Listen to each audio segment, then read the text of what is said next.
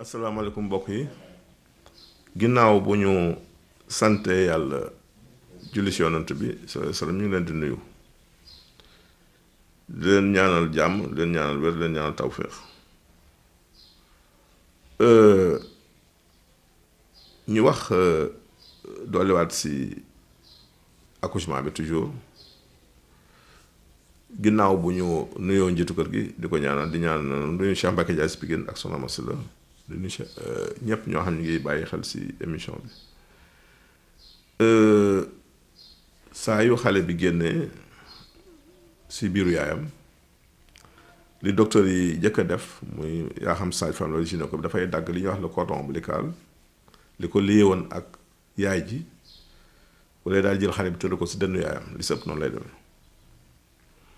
mu nekk na moment bu xaw a doy waar boo xamante ni xale bi ñaari mbir dina ko dal boo ne da lay éprouvé dafa nekk ku loof ku sonn ñaareel mooy nekk na ku vulnérable ndax dafa ñëw si jamono jum xamul d'ailleurs sax xale bi saa yi ñu ko yëkkatee si période ba teg ko si dënn yaayam li yaay ji jëkk def si xelam mooy lii ndax lii maa ko moom ndax xale bi coono bi muy ñëwee da nga koy gis muy sonn bopp bi mooy ëpp sax daanaka yaram bi kanam gi xaw a ras vraiment du nekk loo xamante ni dina neex xool ci période boobu loolu noonu la xale bi ñëwee mu nekk lu doy waar boo ko xoolee daal day mel ni boxeur boo xam ne yaa ngi soo génn saalu li ñuy wax ring bi waaw kon nga xale bi dafa nekk ku éprouvé ku doon dund coono bay soog a génn ndax accouchement dafa metti passage boobu muy jaar pour génn xare la moo tax foofu fu la jigéen war a jara ñaanale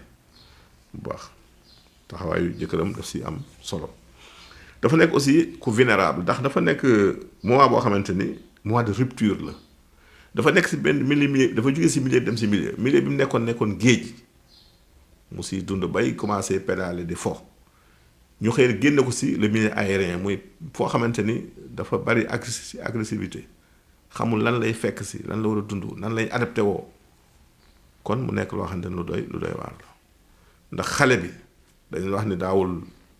noyyi léegi dafa noyyi daawul lekk dafa lekk daawul kamin dafa kamin mu nekk benn changement benn atmosphère muy gis da daan dund à part du cordon ombilical léegi dafa dundee neneen commencé apprendre di jël nu muy téye ween nu muy xëcce ween bi mu nekk nag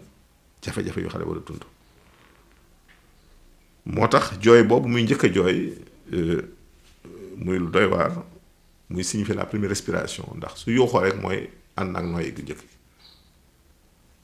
ni ko nag nasaraan yi gisee ak ni ko africain yi gisee bokkul ndax nasaraan yi moom dañuy jàpp ni signe de vie la yow ne xale bi dund na mais di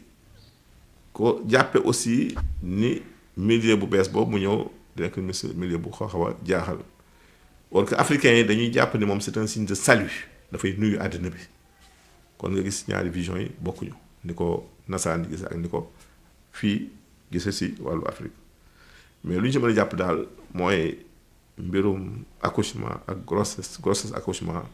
nekk na mbir mu doy waar mais jàpp nañ ni daal li ñu si jot a wax ba ñu commencé ba léegi lu mu bon permettre nit ñi xam lan mooy ëmb ak lan mooy wasin si beneen jamono dana ñëw si nag bu xale bi génnee nag ndax ba léegi ñëw yéen si xale ba léegi lan moo feeñ ci yaramam loo xam ne normal la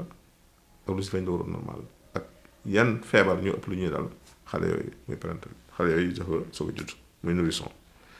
question yi ñaar la kii daal nee na ndoxum si dee ko sonal wutal reenu rand da ngay wut juróomi reenu rand nga togg ko ba mu ñor si litre ndox genn wàll di ko naan par genn wàll kaas boo ndékkee boo añee boo dee ki si topp moom nee na sibru foog na ni sibru jeex na daal waaye gis na ni mi ngi commencé waat benn cas waaye sibru de waxoon naa fi ni daal li gën a yomb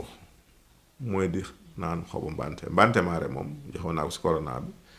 mais tant que yaa ngi koy jël sibru du la tëral mukk leen tàggu fii leen joxaan fi leen jotaay jël